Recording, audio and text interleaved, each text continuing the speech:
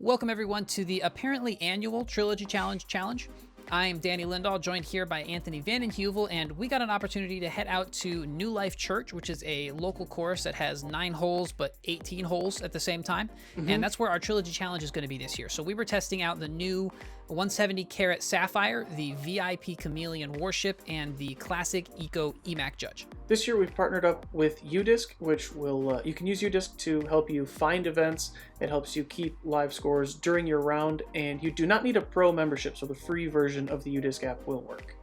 Yeah, the UDisc integration is super sick. We actually used UDisc to keep score during this round, so at the end we can go over our stats if we want to. Anyways, let's jump into the coverage. So hole 1 out at New Life is a 212-foot hyzer. You can go up and over these trees or kind of underneath them. We're both going to go up and over just because we didn't have any like really overstable discs, and so that shot's easier with the low ceiling or with the, I don't know, words. The kind of less overstable discs. They seem to push a little bit more where like a Justice or something kind of dives. So I think we both went EMAC Judge there, right? I believe so, yeah. I had a putt just barely outside the circle with a tailwind. And this is the first putter that I've actually like been able to putt with from the Trilogy Challenges. Yeah, I am so bad. I just can't change putters. These ones are really nice. We're both Warden guys, and it feels kind of like a Warden in flight, at least. The feel's what got me there. By the way, I was just expecting totally different feel. That was just ignore that. Yeah, there's a little bit of a difference. Gotcha. Yeah. Hole 2 is 256. Pretty open hyzer, just the OB on the right. It's really, honestly, the only thing that you really have to worry about besides it being a wide open field. Right. So we both found it. It's okay. Yeah, we did. That's true. I went just a little bit deep, but I had a comebacker for par, and you just pitched up into that bush, and that was a tap in from there. Yeah. Hole 3 is 259, super downhill. So it's just all about distance control, and obviously I have none. Because I tried to go OB deep here. Send it. Yeah, spoiler alert, I will not go OB deep here. I was trying to control... I tried to control the distance by using trees. Normally it's quite effective. Yeah, it was goodness. A bit of a yikes. I would rather be there than deep OB, though. This is true. I still have a chance to get my 3.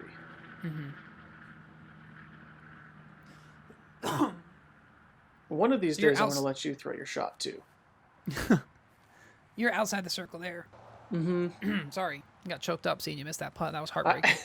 I appreciate that. Oh, just left side, man. Yeah, this hole is just fun. Because you can just watch your disc fly for such a long time because it's so far downhill. Right, yeah, and it's a super unique shot where it, like you said, is all about distance control, which is not easy to do when it's that big of an elevation change. Hole 4 is 265. It's just a turnover with a putter.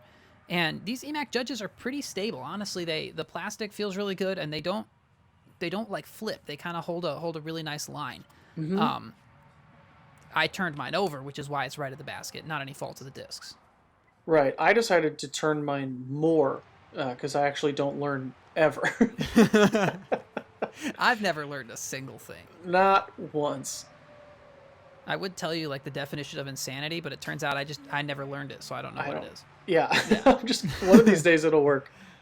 Yeah, I love how after that putt I was like, oh, nice layup because you just missed low, and then I cage it too. So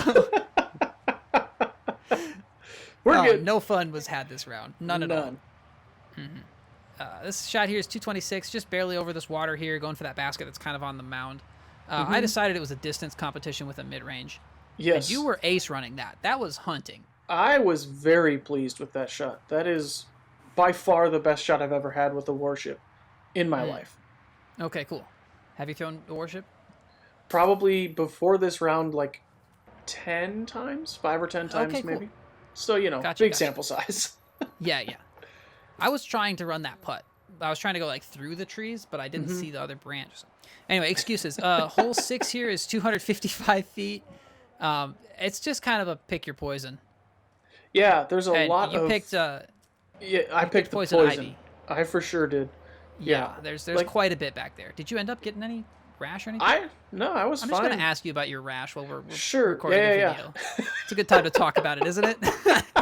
100%, man, 100%. No way. Oh my goodness. You ever realize it's a bad idea while you're doing something? Just right after the words come out. I tend to find that like I have bad ideas right after the disc comes out of my hand. And, okay. You know, words What sometimes, a segue. Jeez. discs most of the time.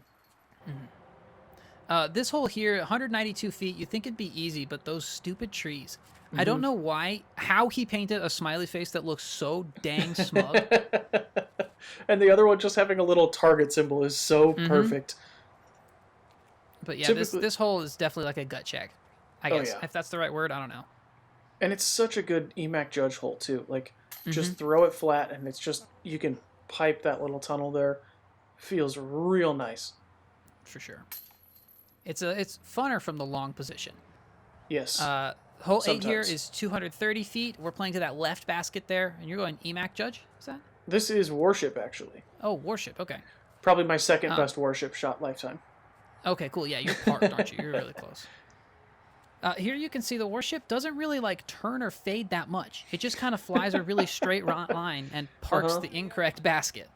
How nice of you to showcase that when we're not playing to that pit. Yeah, I've taken one for the team there. I was thinking, there's a bunch of holes out here that I'm going to throw the Warship on, but this is going to be the one.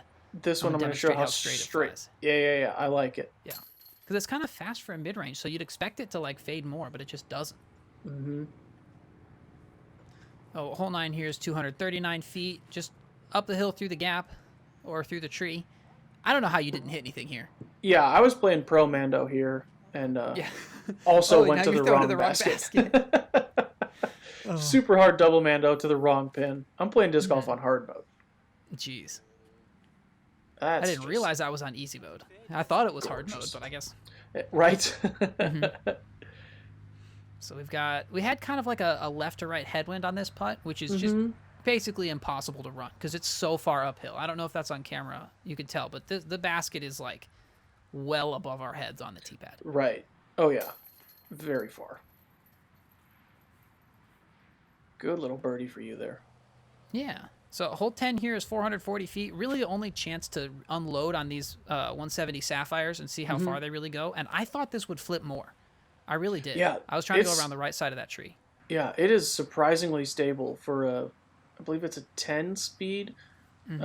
Yeah, it's surprisingly stable given the flight numbers. It's not quite that stable. Not quite stable enough. This one went incredibly far. Yeah, you're like pin high at least. Very OB. Yeah, it was like 10 feet short of pin high. Gosh. So yeah, it's probably because I said, wow, that's more stable than I thought it was going to be. And I just kept talking about that. Right. Yeah. Danny was playing mind games. That's what I'm known for, is mind games. And definitely not having the most fragile mental. Anyways, but yeah, they're just like the lightweight Sapphires, just more stable than I thought it was going to be. Yeah, you can put a ton of power on them. And even mine, it came out of my hand turned, but it never dumped over. It just kind of held that for a while. Hole 11 here is 347 feet. Over the barn, around the barn. Just don't hit the barn. Right. And this shot here, I turned it out of my hand, and I thought it would come back. I kept thinking that it would fade back more, but the Warship doesn't. It just holds the line that you need. Yeah, it's super neutral. And you gave me an incredibly generous spot here. The basket has like a mode circle around it, and I thought I was OB the whole way, but you gave me the spot just barely inbounds right there. Yeah, so I'm able to have this 20-footer for par. And then you absolutely parked it. We didn't film a clip of you putting out because it would just been boring. That was why I gave you that spot, was because look, man, I don't want you to walk all the way back there when mine's right here. No, I appreciate it. Yeah, it's really a giver. Here you can really see the stability of the EMAC judge. I put it on too much hyzer there, but I feel like a lot of putters would kind of flip up to flat, and that one just held it the whole way. Not that I expected it to flip up to flat. I missed. I threw it on too much hyzer, but I'm not trying to blame the disc this time. Right. I will take any and all opportunities to blame the disc. Yes. That's actually the strongest part of my game, is blaming things outside of my control. Yeah. I monkey pawed that one way right. I actually had a bit of a comebacker here for my par. Yes, par. Yeah. Par. Yep. Hole 13 here, 210 feet. We are playing to the left basket. It's the white one up there on the hill. Yeah, so not this basket. This is awkward. No. The other one. I was actually aiming for that that gate there. So I pulled this one a little bit to the right. If I had hit the gate, based on where the disc landed, obviously it would have been in the basket. 100%. Mm-hmm. Just with a casual outside the jump. circle run and caught some metal. Yeah, I think I've had a jump putt on about every single hole. Oh no, that's the most frustrating rounds. Right, just a little bit off every hole. And this is actually a sapphire from me. Oh, I hit the basket. I wanted to see how it did when I powered it down, and it held like really straight. So even if you don't have a big arm, you can definitely take advantage of the straight flight and distance of the sapphire here. Yep. Yeah, so this one we're playing to that long pin, and I just was trying to throw the exact same shot and miss the branches, and instead I threw the exact same shot and hit the same branch.